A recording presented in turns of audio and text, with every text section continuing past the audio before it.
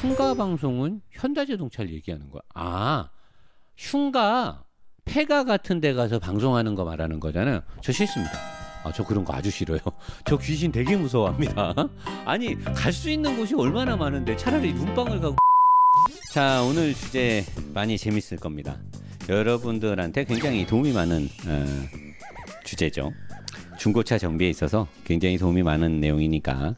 2020년 9월 1일 니들은 됐다라고 말풍선이 들어있는데, 협찬이 무엇이냐 이렇게 했는데, 예전에 제가 한 달 전, 한 40일 전에 앞으로 공정거래위원회에서 자동차 리뷰를 진행할 때, 또는 자동차 리뷰뿐만이 아니라 모든 유튜버들이 내 돈 주고 내가 샀다, 또는 내가 공정하게 리뷰를 하는 척 하는데, 알고 봤더니 뒤에서는 돈거래가 있었고 돈을 받고, 또는 제조사나 어떤 업체 협찬을 받고 진행을 하면서 소비자들을 속였죠. 그런 것들에 대해서 공정거래위원회에서 칼을 든 거죠.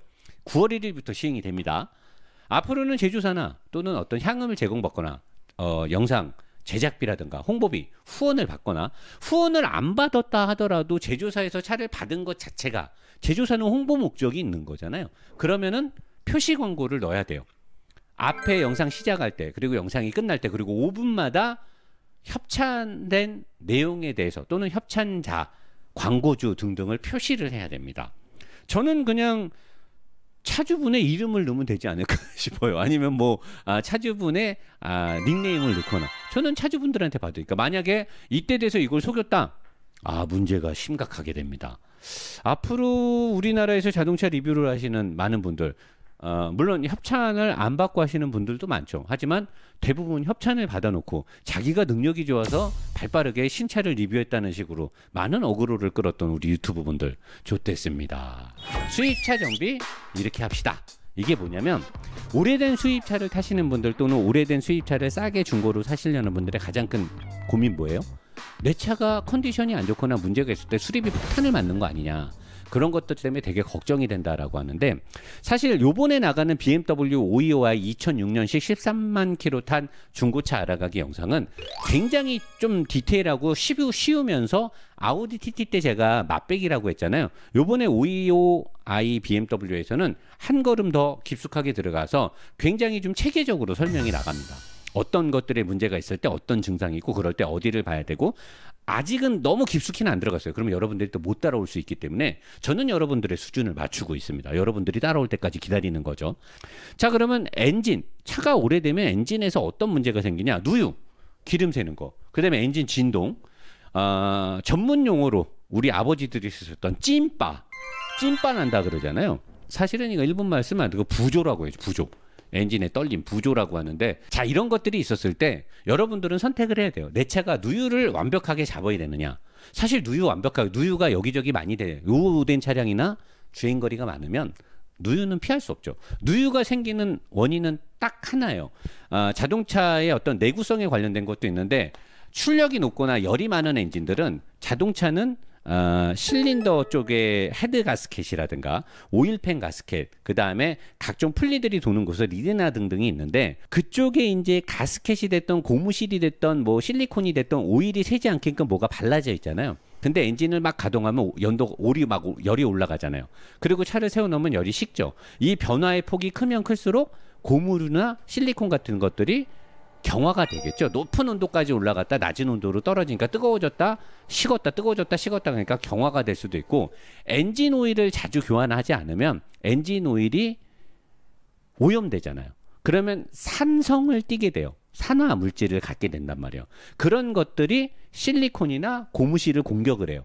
그래서 이제 삭어요. 그런 데가 산화된 오일 때문에. 그래서 엔진 오일을 자주 갈아주게 되면 고무 파킹류라든가 실리콘 등이 산화가 빨리 안 돼요. 그래서 제가 자꾸만 엔진 오일을 빨리 갈라고 하는 거고, 고성능 엔진일수록 온도의 변화폭이 높기 때문에 고무류들이 경화가 됩니다. 누유가 많이 됐을 때는 어떤 부분이 딱 봤을 때 누유 부분이 한 군데다 그러면 거기만 저기하면 되는데, 엔진 오일 누유가 너무 심하다 그럴 때는 가장 우선시되는 데를 찝어야 돼요. 이 차가 내가 운행함에 있어서 화재의 위험에 빠지지 않을 곳, 그러니까 뭐 헤드 가스켓에서 너무 심하게 샌다던가, 그러니까 엔진 오일이 새는 부위 중에서 저기는 그냥 둬도 내가 조금씩 보충하거나 아니면 응급처치로 어떻게 하면 되는데 뭐 헤드가스켓의 어디 부분이 뭐 좀 심하게 샌다 이런 데는 이제 반드시 정비를 해야 되기 때문에 누유 부분은 케이스 바이스 케이스인데 가장 위험한 부분을 먼저 찾아서 하시면 되고, 그리고 진동 부분은 사실 엔진이 오래되면 이제 진동이 생기죠. 새 차 때는 되게 조용하고 앉았을 때 아무런 문제가 없는데 오래된 차를 타면 차 안에서 무슨 이렇게 진동들이 올라요. 그럼 대부분 보면 엔진 마운트가 나갔을 때 엔진은 아예 진동이 없을 수 없어요. 사소한 진동이 있는데 그걸 마운트해서 잡아줘야만 진동이 실내로 안 들어오는데 엔진 마운트가 수명을 다하면 진동이 들어오죠. 엔진 마운트를 보고 그 다음에 점화 플러그나 이그니션, 점화 플러그에 전기를 공급하는 곳 쪽이 이그니션이라 그래요.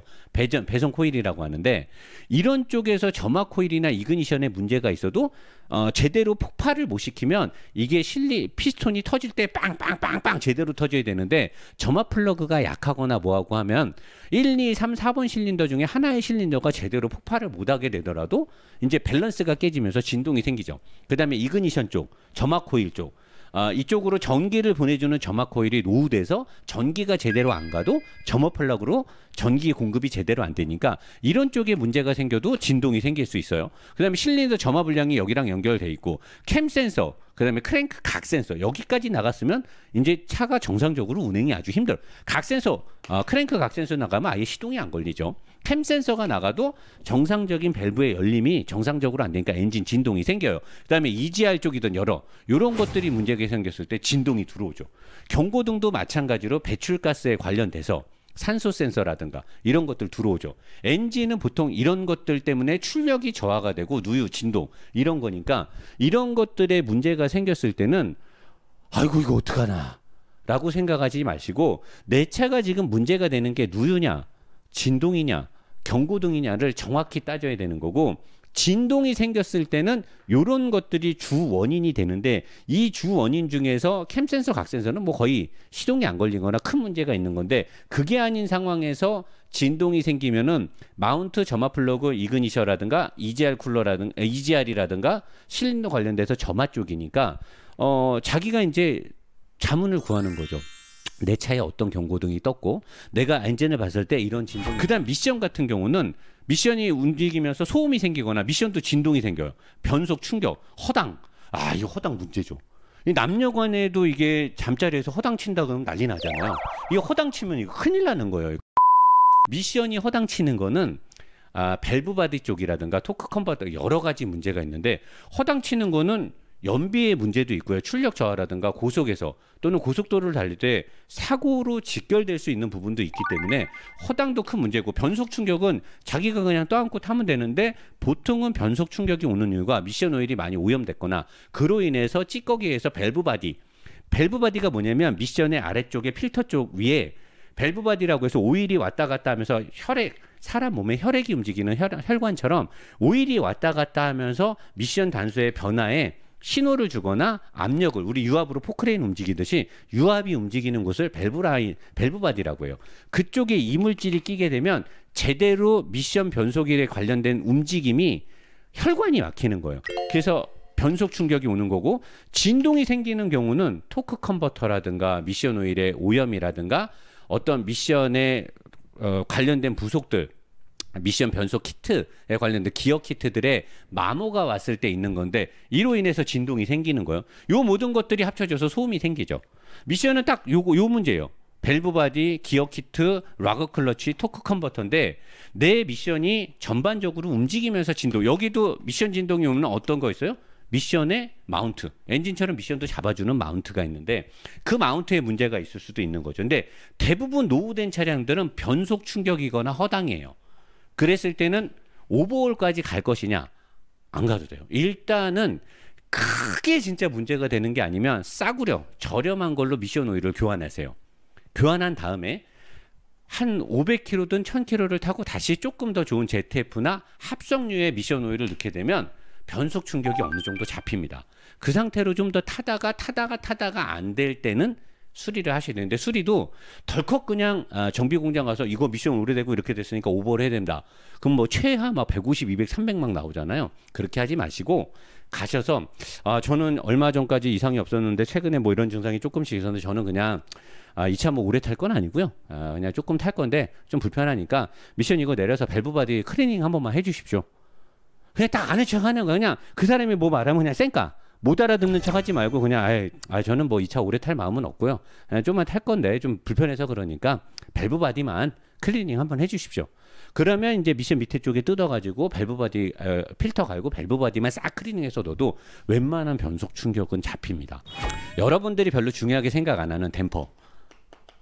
알지도 못하면서 이걸 아는 척 하는 사람 있잖아요. 범프리 범프, 범프리 범프. 이건데 댐퍼는요. 스프링의 탄성을 제어하기 위한 피스톤 안에 ሾ크스테이 안에 피스톤이 있고 피스톤이 움직이면서 뻑뻑하게 스프링의 탄성 계수를 억제시켜주는 게 댐퍼란 말이에요. 댐퍼는 되게 중요해요. 안전하고 직결이 됩니다. 빗길이라든가 급브레이키싱이랑 코너를 돌고 나왔을 때라든가 여러분들은 댐퍼가 승차감에만 영향을 준다고 생각하는데 댐퍼는 주행 안전에 굉장히 많은 지대한 영향을 주는 거예요. 그래서 하체를 점검하실 때 반드시 여러분들은 댐퍼를 점검하셔야 되고요.